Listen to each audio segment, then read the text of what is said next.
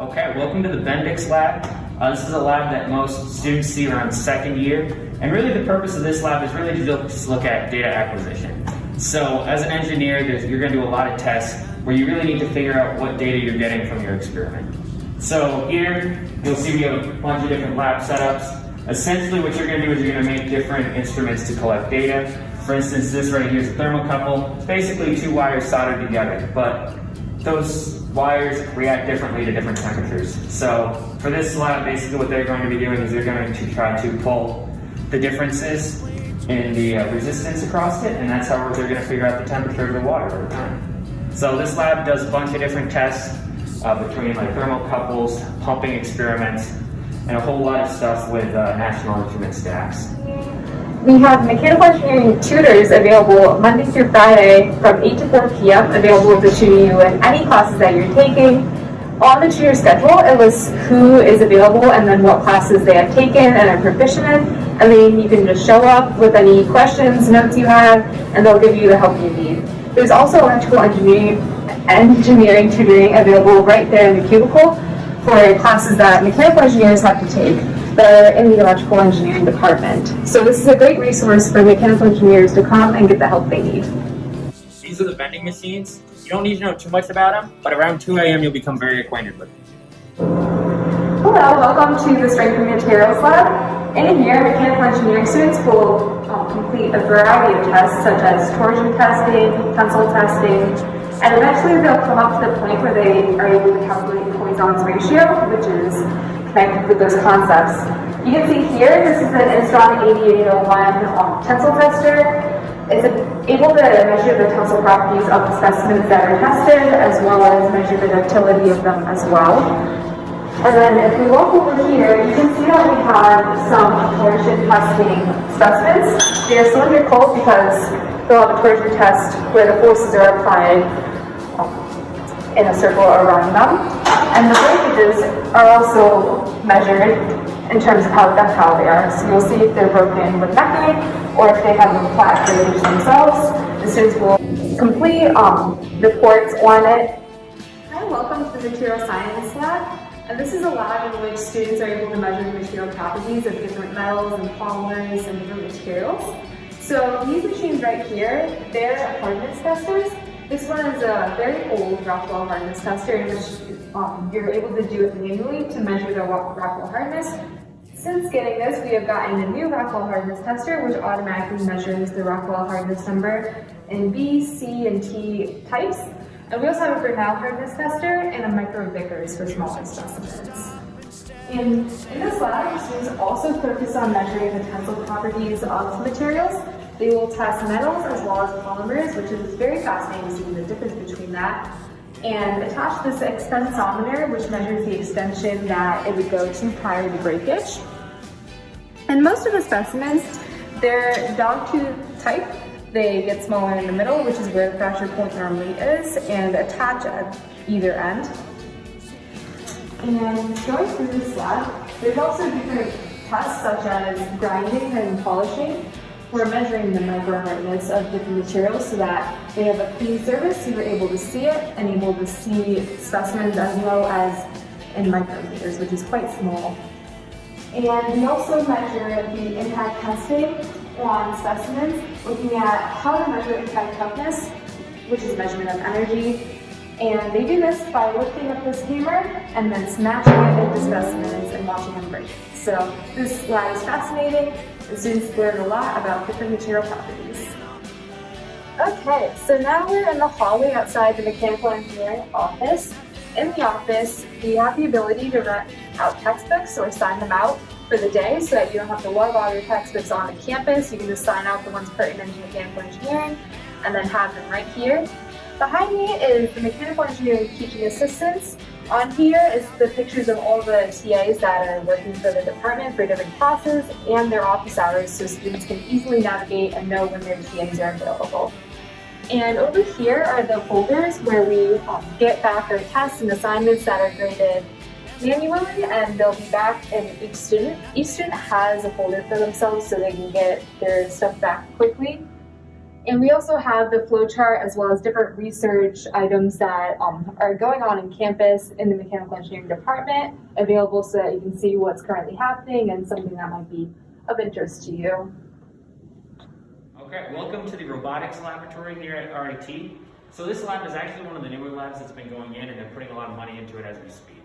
But this lab is really to teach you the basics of robotics, more on the minute level than maybe what you've done in the past. Some of you guys might have done robotics in high school and other things, but there you're going to do some more of the flow map programming, where here we're going to get more into the how to write a program from a basic level. How do you control a motor and stuff to that regard.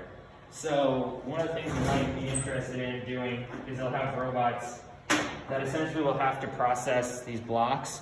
So it's kind of like an Amazon storage yard. They'll have to be able to tell like what size it is and what color it is, and hence put it in the appropriate location. Other missions that you might have include a field kind of like this, where it'll see who can drive around the loop the fastest. So who has the most efficient program when it comes to line following and stuff like that. So this is probably one of the two main ME hallways where it comes to professors' office hours and just office spaces. If this was a normal season, non-COVID, almost all these doors would be open for walk-in hours. A lot of the professors that do work here at RIT have been in industry and then come back out into industry to work for teaching. Hi, so now we're in the Gordon Atrium. This is a great place that students come to study and get work done. Behind me is the We at RIT office, which stands for Women in Engineering. This is a group that sponsors women and tries to keep them involved in the engineering department with hosting events to keep a feeling of community and such. An upcoming event, for example, that they're having is Halloween Bingo, so they really try to keep the women in engineering focused and keep the motivation there. It's a very helpful tool for women coming to RIT as first and second years.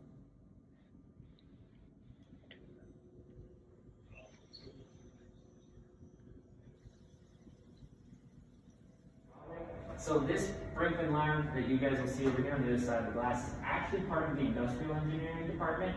However, as mechanical engineers, we kind of work closely with them and do have some access to it. So there's some cool technology over here. If you look right here, you'll see that there's a hybrid manufacturing machine. Essentially what that is it kind of incorporates a MIG welder with a CNC. So you can do a little bit of additive and subtractive manufacturing all at the same time. They also do have a 3D printer that is fully metallic in the back over there, the Vader. But that machine is getting some research on it right now. So that's why you'll see like a black cover around it to kind of protect it from the public eye. So welcome to one of the main hallways in the ME department. This one's oftentimes showed off by the main tours that come through the campus. Kind of show a little bit of what we do here at RIT. So right here behind me is the Air Design Lab. This is a lab that works mainly with RC airplanes and anything aeronautical. Their main goal is they do have a competition yearly, which is all about designing kind of an autonomous flying vehicle, where they'll have a mission of picking up an element, dropping it off in an area or base.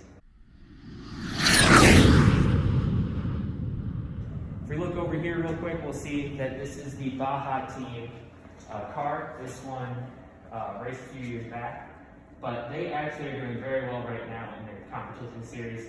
In the last season that they competed in, they were actually #1 in the nation. So we're very proud of them at the moment. This is kind of an example of what they build every year. Moving on, we also do have a Formula SAE team, which I'll try to cover a little bit later. But essentially, it's just like the Baja SAE team. They're both competition-style teams, except now we're going to take it onto the pavement and start building more of a track-style race car. So this one's mainly designed for more your top speeds, more like Formula 1 style races. Another club that we have here at RIT is the Launch Initiative. So the Launch Initiative actually has been taking off a lot in the last couple of years.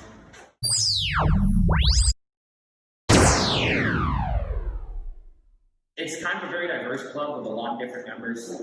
Oftentimes in Rocketeer you have different classification levels. So you'll have a lot of students that are working on their next ranking in classification for Rocketeering. They do also compete in national events. So that rocket you see there that is red actually was part of a 10,000-foot competition that RIT placed very well in New Mexico a few years back. Okay, so now I'm going to talk are two other automotive design teams that are here at RIT that a lot of mechanical engineers are involved in. The first is Hot Wheels. This is an all-female Formula team that compete at the hybrid competition in years past. This upcoming year, they'll actually be working on making a solar-powered vehicle. It'll be a 2-year process, and they'll put together PV modules mixed with their previous models of electric vehicles and compete at competition in 2022. So this motorcycle right here was made by the electric vehicle team, where they make all electric vehicles, such as the motorcycle and other different party bikes, and they compete at competition as well and do very well. So another club that we have in the department is actually the Theme Park Enthusiast Club. So for them, there's actually a competition every year down in Orlando where they're given pretty much a 24-hour competition where you get a bunch of different missions to complete, and they have to complete all those by the end of the weekend. So during that competition, oftentimes it'll involve designing rides, looking at business models, and everything related to the theme park industry. However, a lot of the things that they design are all on the computer and hard to build in person. So what they do to show off their work is they'll take some of their models that they've built in their online programs and build them in real life to show off during the Imagine display at RIT. Welcome to Mechanical Engineering Machine Shop here at RIT. So this is actually one of the biggest assets, in my opinion, that RIT has in the department, with the ability to manufacture almost everything that our students design here. So we have one of the best machine shops I've seen in all the colleges, actually. But so if you look here, just to give you a quick glance, we've got all the older traditional mills set up here. So your freshman year at RIT, you'll be taking class 104. That'll teach you actually how to use all the equipment here. It'll teach you machining with a mill, with a lathe. It'll teach you how to cut stock, and then assembly methods with all your tolerancing as well. So over here we have some surface grinders, rotary grinders, for anything that needs to be real precision, mainly for shafts and gears and such like that. We also do have all of these lathes over here. These lathes are very nice because they do have CNC controls for 2 axes. So we can do radiuses, we can do tapers, we can do almost anything we need that is cylindrical. So welcome, this is the dyno cell here at RIT. So this is where a lot of your performance teams do a lot of their testing and work like that. So as you can see, we do have a dyno here. This is where motor calibration maps are generated. This is also what we do for a lot of the electric vehicle teams to test motors and look at efficiencies and such like that. As you can see right now, there's a current setup to look at brake rotors. So that's the Formula teams right now, brake rotor and custom caliper design that they'll be doing some thermal testing on later this evening. So this is the welding shop here at RIT. It's a very nice setup. So basically in here we got everything you need. You've got your traditional oxyacetylene welding, you've got your MIG welding, and you've got your TIG and stick welding over here. So the resources are here. If you come to RIT, you can get trained to use this equipment, and then it'll be available to you. Okay, welcome to the Formula Design Team's office space in here. So this is kind of where the car gets built every year. So the Formula team is essentially a club here at RIT that is part of the ME department, but it has around probably 50 to 60 members at any given time, by around 30 to 40 devoted members of that group. And essentially the project is all about designing a car every year and then building the car and competing. So like I said, it's all on a yearly schedule. Generally around the summertime is when we'll be finishing up our competitions, and we'll start design work for the following year. And then during the fall semester is when the car gets designed, and then the spring semester will be actual build season, and then from there competitions start end of spring, beginning of summer. So this is actually F29, or this is F28 from this year. So this car was supposed to be designed last year and get made last year and compete over the summer. However, with COVID hitting, obviously things got in a little bit of a slow time. So this car will be running hopefully a week or two at this point, but the chassis is all a carbon fiber monocoque, so it is about 45 pounds for the whole chassis by the time you have carbon fiber and aluminum honeycomb on the inside. As you can tell, all of the outboard suspension is all machined. Actually, almost everything you see is done in-house. So the uprights are machined on this 5-axis in the Brinkman lab. And then from there, we do have some nice sponsorships that allow us to get all of the carbon fiber. And we did have Moog 3D print the AR mounts this year. Hi, so now we're in the graduate research hallway. Along this corridor, you'll see different research labs that are studying different topics. For example, this one's a biology lab, and there's an autonomous robotics lab. And this is where both of the graduate students as well as professors can conduct their research and have space to do that. So, for example, one that is currently being conducted is the tropical fruit dryer, which is a study that's at Haiti that they're creating a solar panel that's able to dry fruit to make it useful for the nations and be able to eat it and not have it go bad before they're able to consume it. So a lot of these projects both are helpful for socioeconomics as well as to help just gain more knowledge in the area of research. Okay, so now we're in Xerox Auditorium. This is the large lecture hall of the Mechanical Engineering Department where most of our tests as well as recitation classes are for the department. So for most classes, this would be a first or second year place where their classes would be larger, so they might have to meet once a week in here. But all the classes are broken down into smaller sizes so they can get to know the professor and really get to have a relationship so the professor can know how they're doing and really get to know their students. So generally classes won't be held solely in this room, rather they would be held in here once just for a large recitation for all the students, and then they break down into smaller groups. Okay, so this is what your typical ME class space is going to look like here at RIT. I wouldn't call it anything fancy. It's just a classroom, but what happens in here is magical. So essentially the way that most of your classes are going to break down is essentially you're going to have a professor sitting where I'm sitting, most likely standing. But then from there, they will have oftentimes a PowerPoint working out on the side that they'll have all their lecture slides on, and then they'll have the full whiteboard to work out whatever problems they need to work out. A lot of the ME curriculum you'll discover is a lot of problems. So you're going to do a lot of broken out problems on the whiteboard, a lot of examples, and a lot to kind of get you engaged. I'd say your typical class size is around 20 students. So it is a smaller size classroom, which is good. You do get some class interaction. If you want to hide in the back, you can, but it's kind of hard to hide. Okay, so now we are in the Engineering Applications Laboratory here at RIT. So this one's kind of an interesting lab. It has mainly two purposes. So it'll get used first your freshman year for a class 102, which is all about a little bit of physics. And then the other class you will take here is Engineering Applications Lab, which will take place in around your third year of mechanical engineering. So for the first freshman class, essentially at RIT, they don't know where you're coming in from. Some people have some physics background, some people don't. So they want to teach you physics all over again, but with an engineering twist. So every lab station has a nice setup that you can use. They do some cars where you have, or some projects where you have cars on a track. You'll look at that. You'll have a pendulum, but now what you're going to do is you're going to do a lot more data processing. So essentially, to bring in these engineering aspects, what they're going to do is they're going to bring in the physics lab with an engineering twist. So now you'll also have cars with ramps where you'll look at potential to kinetic energy, but you'll also do stuff like, let's figure out what the gravity is in Rochester. So you'll set up a pendulum, you'll do an experiment, and instead of using gravity as an input, we'll use gravity as the output variable in the equation. So we're going to use Vernier LabQuest systems to pull all the data, and since you're probably just starting out in engineering, we'll use Excel to process all the data.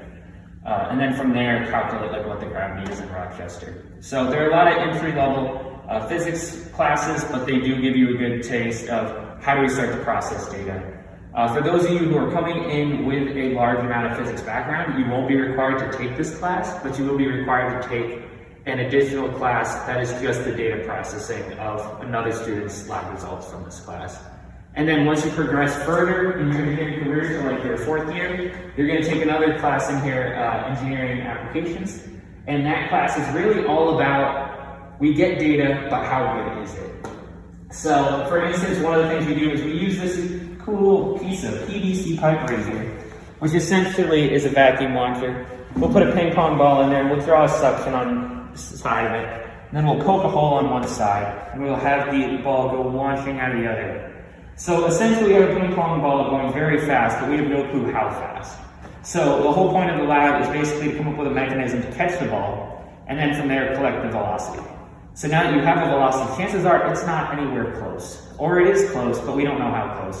So we're going to start looking at error propagation and trying to calculate exactly what that error tolerance is for the velocity we calculated. Andy, are you goofing on Elvis too?